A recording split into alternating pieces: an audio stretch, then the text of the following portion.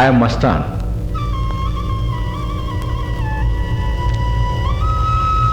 ఏమిటి నా వంక అలా చూస్తున్నావు? నన్ను ఎక్కడో చూసినట్టుంది కదూ నీకు. ఖచ్చితంగా చూసే ఉంటావు. ఈ దేశంలోని అన్ని న్యూస్ పేపర్లలో నా ఫోటో పడింది. 400 మందిని బొంబాయిలో, 64 కోయంబత్తూరులో నేనొక్కడే బాంబులు పెట్టి పేల్చి పారేశాను ఈ చేత్తో.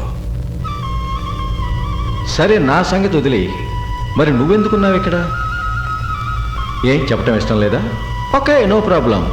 కానీ నువ్వో విషయం తెలుసుకోవాలి. నాకు చీకటి అంటే చాలా చాలా ఇష్టం.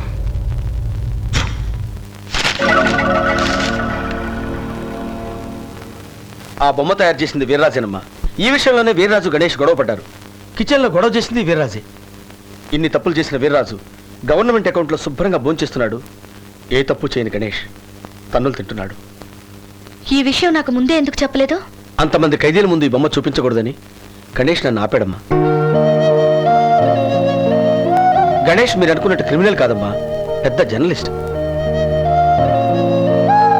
మర్డరో మానభంగం చేసి జైలుకు రాలేదు, ఆత్మహత్య చేసుకోబోయి వచ్చాడు.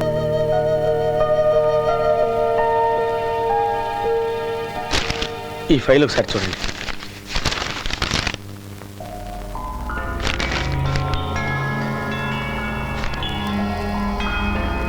ఆత్మహత్యకు సంబంధించిన కారణాలు చివరి వరకు చెప్పకపోయినా తను ఆత్మహత్య చేసుకోబోయిన మాట నిజమేనని ముద్దాయి గణేష్ అంగీకరించినందువల్ల ముద్దాయి గణేష్కి 1 సంవత్సర కాలం సాధారణ జైలు శిక్ష విధించడమైనది.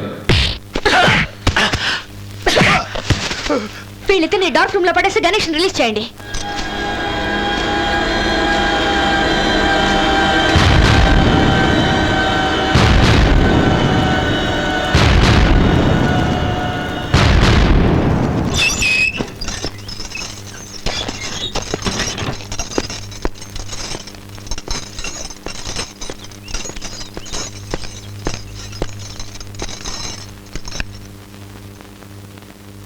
సారీ, తొందరపడ్డాను.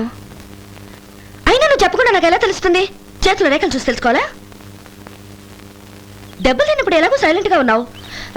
ఎప్పుడన్నా మాట్లాడొచ్చు కదా? ఏం మాట్లాడమంటారు? ఐపీఎస్ అంటే ఇండియన్ పనిష్మెంట్ సర్వీస్ కదా, పనిష్మెంట్ ఇచ్చేశారు. Thank you.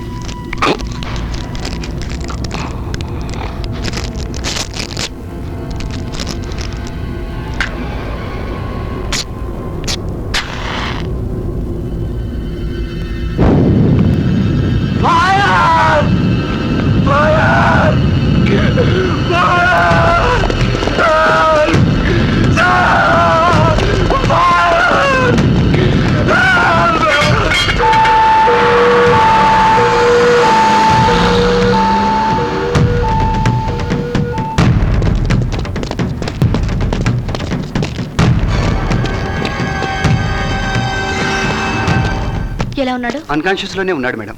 నేను జీహెచ్కి ఫోన్ చేసి ఇన్ఫర్మేషన్ ఇచ్చాను. ఇతను స్ట్రైట్ గా ఐసీ యూనిట్ కి తీసుకెళ్ళండి. Okay? Okay madam. Guards, be careful.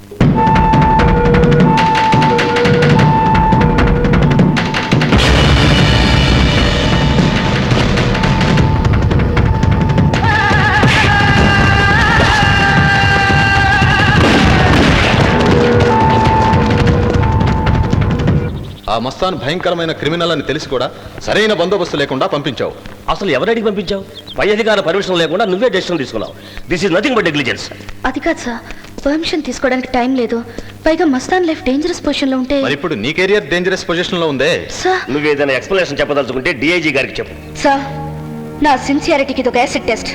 నేను ఓడిపోను. నేనే ఒంటరిగా ప్రయత్నించి 1 వారంలోగా మస్తాన్ని పట్టి తెచ్చిన తర్వాతే డ్యూటీలో జాయిన్ అవుతాను. ఒకవేళ పట్టుకోలేకపోతే శాశ్వతంగా రాను. నా post dated resignation letter.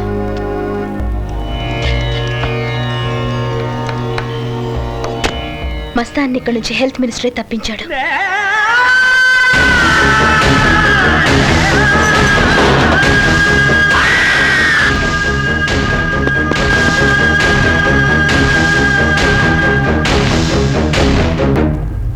Well gentlemen, function 9 గంటలకు స్టార్ట్ అవుతుంది. జస్టిస్ డిఆర్ నాయుడు స్టేజ్ మీద కూర్చుంటాడు. నేను స్టేజ్ కింద బాంబ్ ఫిక్స్ చేస్తాను. స్కూల్ చిల్డ్రన్ ఇక్కడ కూర్చుంటారు. కల్చరల్ ప్రోగ్రామ్ ఈ ఏరియాలో జరుగుతుంది. నేను బ్యాన్లో ఇక్కడ కూర్చుంటాను. 11:45 మీరందరూ ఫంక్షన్ నుంచి వెళ్తారు. సరిగ్గా 12 గంటలకి నేను రిమోట్ బటన్ ప్రెస్ చేస్తాను. గాయపడ్డ వాళ్ళని వెంటనే జేహెచ్కి పంపిస్తారు. అక్కడ మన పని మనం చూసుకుందాం. అయితే మరి నా పేమెంట్ సంగతి ఏమిటి? బటన్ నొక్కగానే వ్యాన్లో పారిపోండి. వాట్? మీ పేమెంట్ 5 కోట్లు ఆ వ్యాన్లోనే ఉంటుంది సార్. ఇంట్లో పరేషాన్ ఏం లేదు కదా? Bomb formula weighs 900 kgs. Silicon fuse, RDX 800 explosive with non-detectable device. And the moment I switch it on,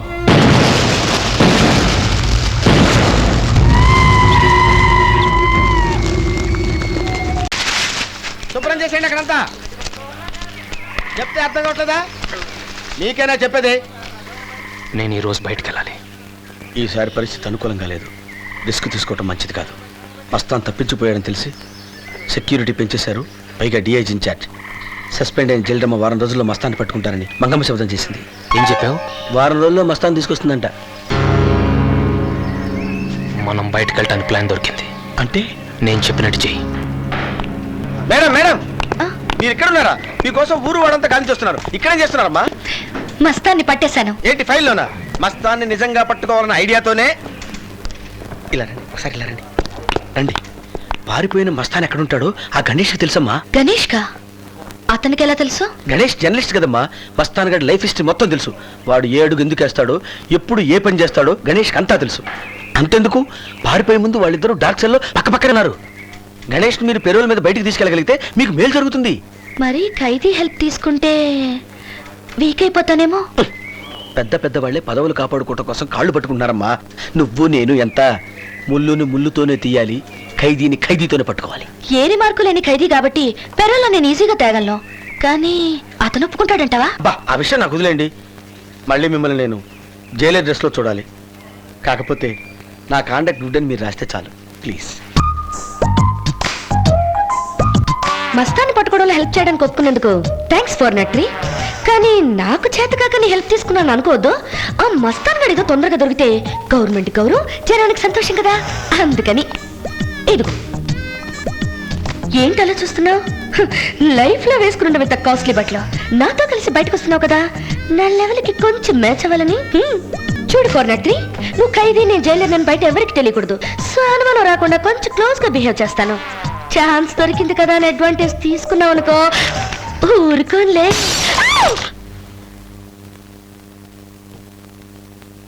ఎక్కడ పేలింది?